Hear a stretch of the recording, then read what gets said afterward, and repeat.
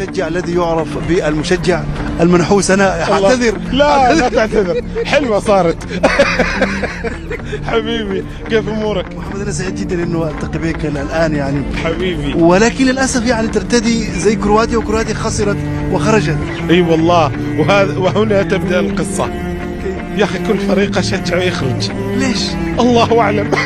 والله هي نحاسة، ما أعرف، يمكن في عدم رضا الوالدين، الله أعلم. يا أخي والله ما فهمت، كل فريق أشجعه يخرج. طيب قل لي الفرق اللي شجعتها وخرجت.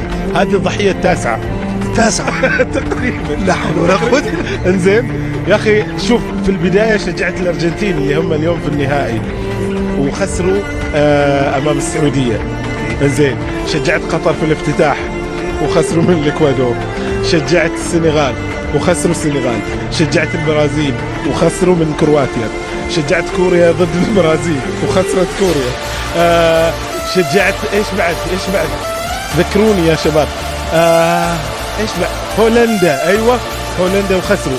برتغال، اسبانيا، واليوم كرواتيا. بكره ما حتشجع، نعطيك اجازه ولا حتشجع فرنسا؟ اعطوني اجازه. انا خايف خليك تشجع فرنسا ويصير العكس، يعني تغير الطفره. ايوه هذه انا اللي والله ما انام افكر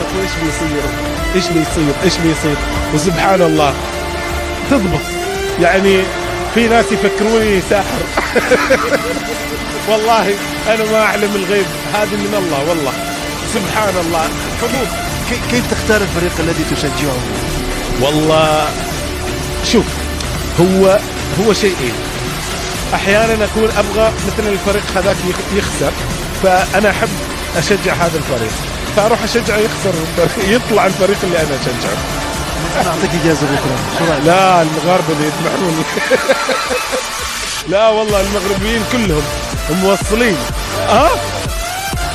الله سمعت. اوعى الشباب يقولون لا تقاربنا المغرب. اي والله ما اقرب بكره. شوف اهلا. هذه هو مباشره. اذا انا اقترح عليك ايوه تاخذ اجازه. اخاف نخطف يا شباب. ان شاء الله.